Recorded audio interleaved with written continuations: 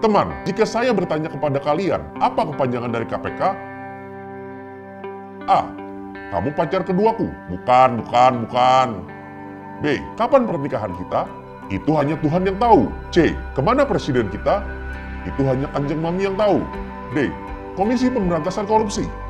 Nah, ini yang hampir benar. Loh. Bukannya itu benar? Mari kita lihat bersama-sama. Salam rakyat! Saya sebagai rakyat sangat suka sekali melihat adegan-adegan di televisi ketika para koruptor ditangkap tangan oleh KPK. Saya sangat suka sekali melihat senyum manis mereka tanpa rasa bersalah. Saya juga suka melihat lambaian tangan ala Miss Universe mereka. Tapi mungkin hal itu tidak akan kita lihat lagi. Kenapa? Itu karena rancangan revisi Undang-Undang KPK. Para wakil rakyat di Senayan yang ketar-ketir ditangkap, para pengusaha dengan mental penyuap, mereka bersatu padu untuk mengurangi kekuatan KPK. Dengan dalih, revisi undang-undang ini akan bisa memperkuat posisi KPK.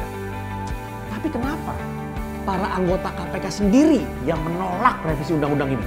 Nah loh, kok bisa? Mari kita tanya tukang bakso yang lewat. 10 jurus lemahkan KPK. 1. Dibentuknya Dewan Pengawas yang ditunjuk Presiden membuat KPK rawan diintervensi eksekutif dan tidak independen. 2. Akan ada dualisme kepemimpinan jika Dewan Pengawas dibentuk. 3. Proses penyitaan harus melalui izin Dewan Pengawas. Bagaimana jika yang akan disita adalah kerabat dari salah satu Dewan Pengawas? 4. Penyadapan harus melalui izin Dewan Pengawas. Bagaimana jika yang akan disadap adalah anggota Dewan Pengawas?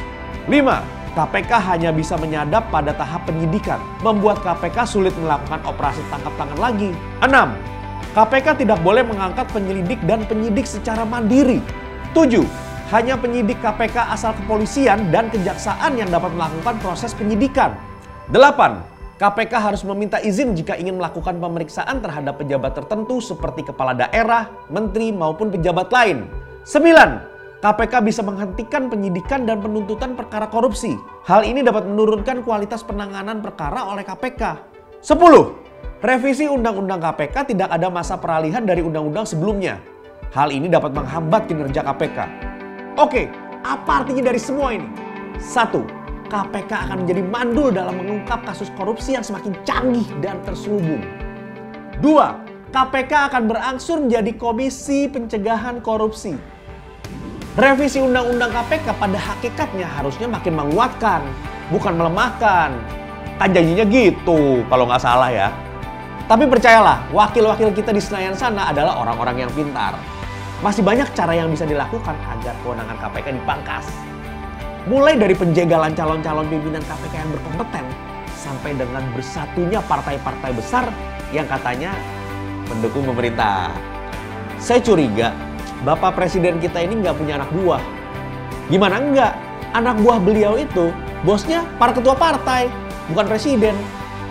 Tapi tenang aja Pak, rakyat di belakang Anda. Selama kepentingan rakyat Bapak nomor satukan, termasuk memberantas para koruptor jahat.